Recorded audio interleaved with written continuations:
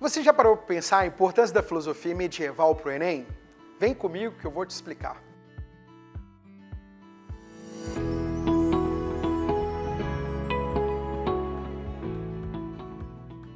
A filosofia medieval é a discussão entre a possibilidade de unir razão e fé, ou fé e razão.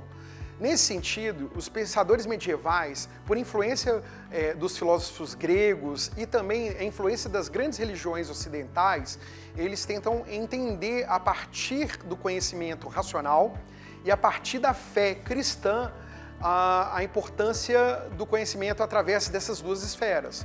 Então abre a possibilidade de fazer uma análise da busca da verdade utilizando a razão, o logos grego, e a fé cristã. Nesse sentido, a filosofia cristã é a que mais predomina na filosofia medieval. Os filósofos como Santo Tomás de Aquino, Santo Agostinho, não nessa ordem, né? Eles buscam unir esses dois conhecimentos e a partir dessas duas ideias eles vão fazer sua filosofia. Santo Agostinho, filósofo ali do século IV depois de Cristo, indo para o século V, ele traz uma reflexão super interessante. Para Santo Agostinho, o conhecimento racional ele é limitado. A gente precisaria da fé. A fé é o que realmente levaria ao conhecimento absoluto de todas as coisas. Porque na sua concepção, se Deus é a verdade, Deus é criador de todas as coisas, o conhecimento através da razão revelaria apenas o conhecimento do mundo físico. Ele tem uma grande influência de Platão. Nesse sentido, Agostinho percebe que o conhecimento do mundo sensível ele é limitado. Ele é entendido apenas a partir da razão. O conhecimento daquilo que ultrapassa a razão é o conhecimento da fé. Esse conhecimento, ele levaria ao conhecimento da verdade absoluta de Deus. A partir do conhecimento racional, que seria uma base para a compreensão do mundo, a gente pode utilizar a fé para complementar. A fé seria um complemento do conhecimento racional. A fé, para Agostinho, ela é anterior à razão. E ela deve ser buscada porque o conhecimento para Agostinho se dá como se fossem duas asas. De um lado a razão, do outro lado a fé. Essas duas asas, né, de um pássaro, vamos imaginar, elas não estariam, o conhecimento não estaria completo se não fosse por conta desses dois elementos, tá? Nesse sentido, a filosofia de Platão completa o pensamento de Agostinho, porque Agostinho acredita que Deus está preparando a humanidade para revelar o seu conhecimento. Santo Agostinho tem uma grande influência do cristianismo e do pensamento cristão. Para Santo Agostinho, a verdade é uma revelação de Deus aos homens. Cabe aos homens se preparar para receber esse conhecimento a partir da revelação divina. Tomás de Aquino é outro pensador medieval que vai trazer uma discussão um pouco mais ampliada. Nesse sentido, Santo Tomás de Aquino vai tratar a respeito dos limites do conhecimento racional.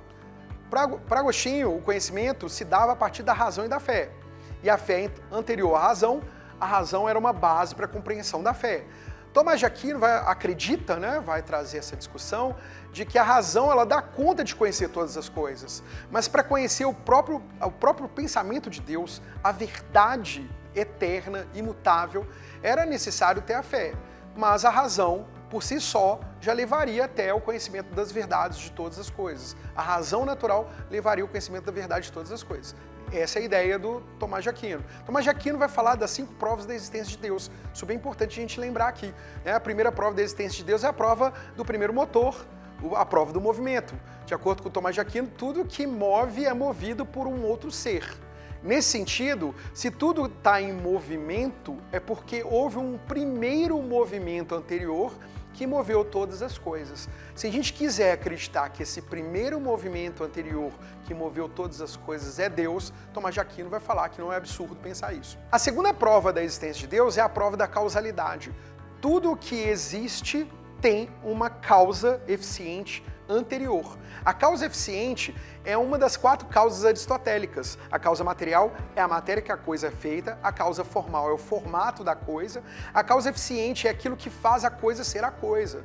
Por exemplo, né, se a gente parar para pensar que a causa eficiente de uma escultura é o escultor, né, então a gente poderia pegar esse exemplo para a gente pensar aqui que Tomás de Aquino está tratando daquilo que faz a coisa ser a coisa. Vou tratar agora da terceira causa da existência de Deus, de acordo com Tomás de Aquino, que é a ideia de ser necessário e ser contingente. Para Tomás de Aquino, o ser necessário é Deus. Ser contingente é tudo aquilo que ele criou.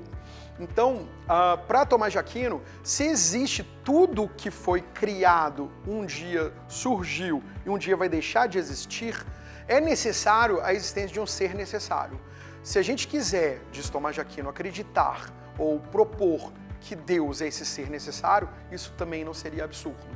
A quarta causa da existência de Deus é a ideia dos graus de perfeição. Tomás de Aquino trata que existe graus de perfeição em relação a tudo que existe na natureza. Se a gente comparar, por exemplo, uma formiga com um animal, esses dois seres, né, eles são bem diferentes, né? Se a gente pega uma formiga, por exemplo, e um cachorro, o cachorro é muito mais complexo biologicamente que uma formiga. Então, nesse sentido, haveria também graus de perfeição em relação à perfeição divina. O ser humano seria um ser menos perfeito do que Deus, porque tudo aquilo que é perfeito é eterno e imutável, né?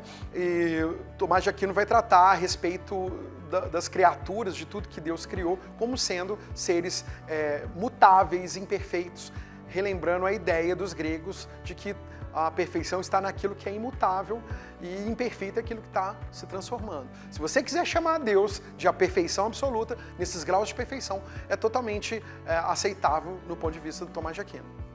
E por último, a quinta prova da existência de Deus, uma dica super importante, né? Se trata a respeito da finalidade das coisas. Tomás de Aquino vai falar que tudo que existe tem uma finalidade, por mais que a gente não perceba. Por exemplo, a Lua está ao redor da Terra não é por um simples acidente. De acordo com Tomás de Aquino, a Lua tem uma influência direta sobre o planeta Terra, na gravidade e toda a complexidade, né, desses movimentos. Então a Lua ela teria um significado, um sentido de existência. Ela não está ali por acaso. Assim também como o Sol está todos os dias, né, brilhando pelo universo, não é por acaso, e não é por acaso também que as nuvens elas passam e a chuva cai, fazendo com que haja um ciclo lógico de funcionamento de toda a natureza. Se você quiser acreditar que Deus é a causa final de todas as coisas, que tudo o que acontece é feito pela vontade divina, isso também não seria absurdo para Tomás de Aquino.